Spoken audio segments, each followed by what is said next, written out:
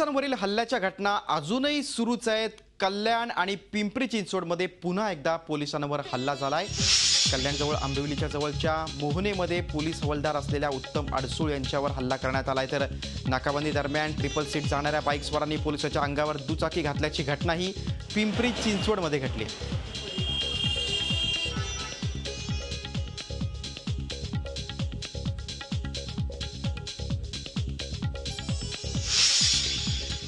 कल्याणमध्ये आणखीन एका पोलिसावर हल्ला झाला। आंबोली जवळच्या मोहनेमध्ये पोलीस हवालदार असलेल्या उत्तम अडसूळ यांच्यावर हल्ला करण्यात आलाय। अडसूळ यांच्या घराजवळच त्यांच्या पाळीव कुत्र्याला फिरायला घेऊन जात होते, त्यावेळी अचानक हल्लेखोर पाठीमागून आला। त्यानं प्लास्टिकच्या पिशवीत लपवलेला लोखंडी रॉड बाहेर काढला आणि रॉडनं हवालदार अडसूळ यांना बेदम मारहाण केली।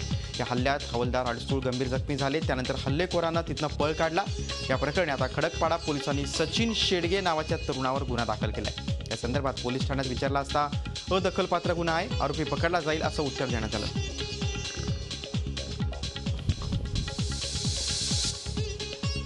नाकाबंदी दरम्यान ट्रिपल सीट जाणाऱ्या बाईकस्वारांनी पोलिसाच्या अंगावर दुचाकी घातल्याची घटना पिंपरी चिंचवडमध्ये घडली। सुरेश चपटे असं या पोलिसाचं नाव आहे।